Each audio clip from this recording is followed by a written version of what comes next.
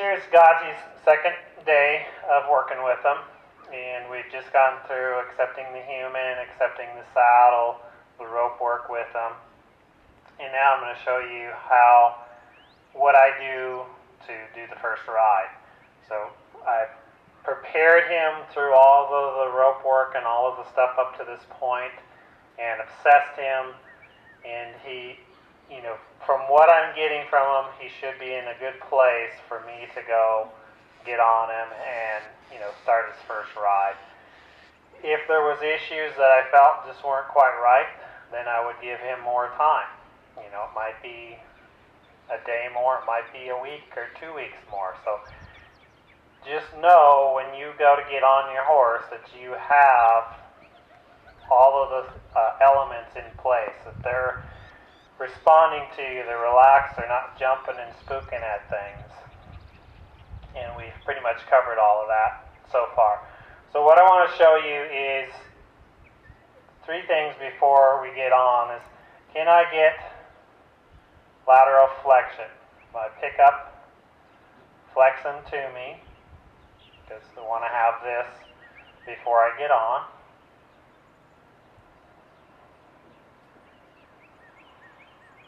So I just pick up a feel, want him to flex and bend around me without him moving his feet. And that wasn't too bad.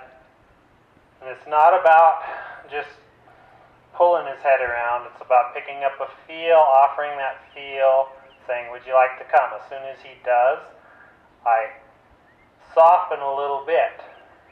I don't give it totally back, but I just soften and say, oh, thank you. That's the direction I want you. And that was pretty nice. So I have that. Then can I take the lead rope and throw it up and over his head? Because I'm actually going to get on with just this. This is kind of my preference to putting the first ride on the horse. And there you saw I just threw the rope over.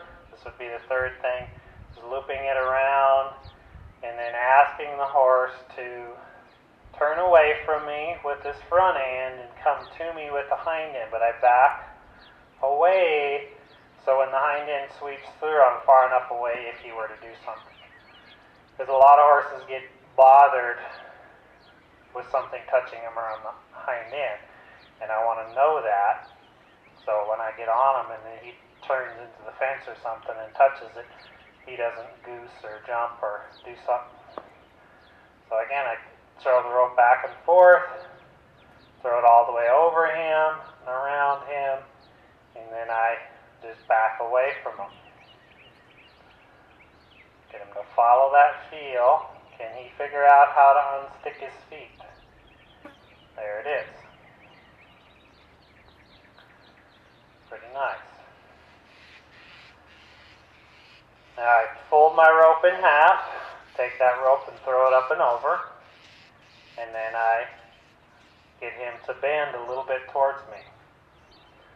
So I have a little bit of feel there, just like in our first session of accepting the human, we had our anchor hand. Now this is my anchor hand here. I'm facing him, get my stirrup ready, turn my stirrup, pick my foot up and put it in. And then I rotate around and face the front. And see how I'm kind of hugging him with my body. And I want him just to stand here for a minute and be able to handle that. And now can I go up and down and then just get up, but I don't get on. See how I've got my hip kind of locked into the seat of the saddle. And I'm just hanging here longer than I normally would. So I get up, I put this seat bone right here on the saddle. If I needed to move with him, go with him a few steps, I could do that, or I could step right back off. I haven't made the commitment of throwing my leg over. I want to know for sure that he's okay before I throw my leg over. Because once you've made that commitment, you're committed. So I get ready, and then I kind of bounce a little bit, step up, reach my hand across to rub him on the off shoulder. He's okay. Then I'll go and swing over. Get my other stirrup. Once I'm up here, I'm just going to get to where I can rub him a little bit, move my feet around, and then I'm going to reach down and get a bend on my horse. So he's kind of leaning on me a little. If he leans on me, I put a little rhythm in the rope to say, don't lean on me, because he's a big boy. A lot of times the big horses, they'll kind of just like, no, I don't think so. So I don't want him learning that at all. So the moment he gives, I give back a little bit. I just open my finger, but I don't totally let him go back with his head, straight ahead. I want him to hold it there, stay soft. Good. Let him have that. Throw it over to the other side. And then do the same thing on this side. That's nice. I'll go back to the other side and see what we've got there. Another way is if they get locked up, see how I'm just kind of stroking the rope? That sometimes will help to unlock that head too. So that's pretty good. Okay, now I've got him here. Now I want to move his hind end around the front end. So I'm not going to pull with the rein. Is I just come on with my left leg here on his side. And I'm just softly coming on. He doesn't take that suggestion. So I put my lead rope hand into the other hand, so say I'm crossing my arm holding that. I just want him to wait. I didn't ask for the hind end at that point. I was just wanting him to stay soft in my hand. Now I'm going to ask for the hind end, so I come on softly with my left leg. He doesn't respond, so I lightly suggest, say, hey, move, there we go. And as soon as he does, I let go with my leg, but I don't let go with the rein. I want him to stay soft in my hand through this whole exercise. So now I'm going to ask again, come on with my leg. He doesn't respond, so I add a little rhythm here, saying, listen to my leg. As soon as he steps, I give it to him with my leg, but not with the lead rope. So I want him to stay soft in my hand. He's doing all of this on his own. He needs to figure out that all I'm looking for is a bend in his body. Now I ask for the hind to move. Come on softly with my leg. He doesn't respond. So I reach back and just lightly tap him. And then I quit. But I don't want him to get heavy on my hand. So I put a little vibration or a little rhythm there saying, don't lean on me. Good boy. And I'll ask one more time, stay soft in my hand. Come on with my leg. He doesn't respond. He still needs my help from my hand. There it is. Excellent. And he stayed soft in my hand. That's what I'm looking for, so I'm going to reward him with that. Now let him have his head. He's like, oh, I'm stuck there now. And we do the other side. So I pick up, bend, come on with my right leg now. He doesn't respond. So I reach back with my right hand, say, hey, I'm talking to you with this foot. Don't pull on the lead rope though.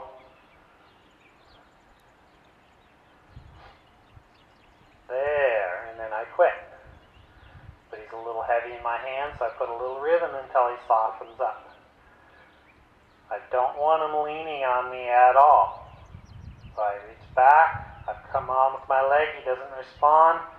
So I'm saying, hey, hello, there. But stay soft in my hand. I want to ride him like a finished horse the very first ride. So I'm just waiting on him to stay soft in my hand and to quit moving his feet. Excellent, excellent. And ask for the hind end again. I reach back, tap. There was a spot. There. Excellent. He didn't pull on me. Now he did. So I put a little rhythm. Say, no, don't pull on me. So he's starting to get the idea. I come on with my leg again, saying, move that hind. I want disengagement. Yep. Excellent. But don't pull. Yep. Good. Back one more time. Come on with my leg softly.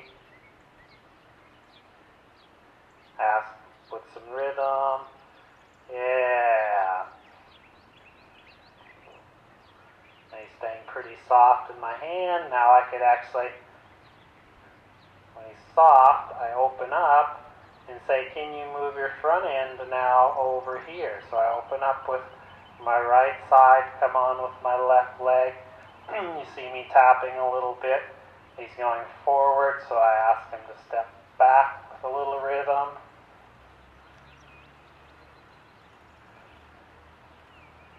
And then ask him to step, thinking about it, over there. As soon as he does, I give it to him. He doesn't have to go far, but I give that to him. And now I'm going to set that up again, because this is how I'm going to start getting his feet unstuck and moving forward. So I move the hind end, open up, move the front end. There it is, and then I give it to him, and I'm allowing him to go forward. If he wants to go, great. If he doesn't, we just move the hind end again. There. Nice. And then I ask for the front end. He's kind of checking out on me. There's the front end, and I give it to him, and I allow him to move. That was nice. So he took that invitation just to walk out of it. Didn't go far, but that's all right. He doesn't have to go far. Pick up. Ask for the bend. Come on, ask for the hind end. Hind end, and then open up. And ask for the front. Nice, and then allow him to go if he wants to. He doesn't take the invitation. So I do it again. Hind end. Front end. So my right leg's on, left leg's soft. Isn't really so move the hind. There it is. Set up to move the front. So he's kind of checking out. So I get a little firmer with my rhythm. And then allow him to go. Nice. And he's just going to check you guys out. That's interesting. So I ask the hind again. Ask the front.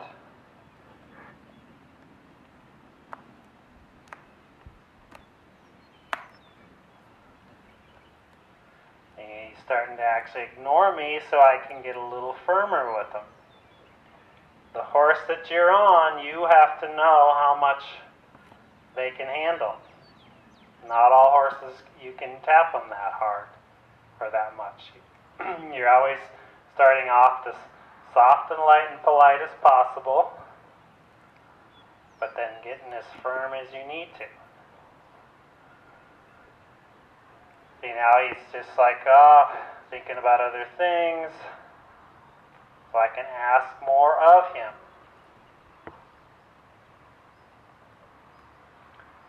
So I ask the hind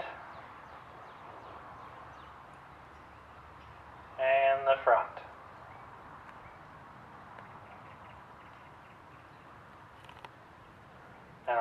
to go. So my life's coming up here saying, let's go.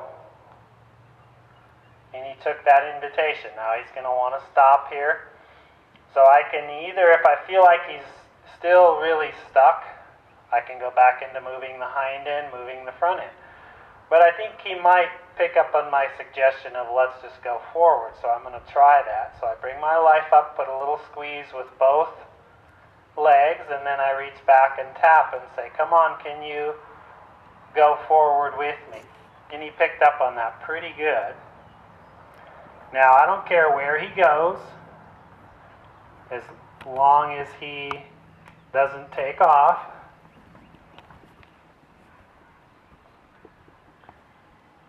And I don't mind him stopping right now.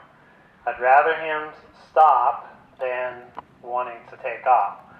But at any point, I want to make sure I can pick up and bend him. If I need to halt him, I can halt him.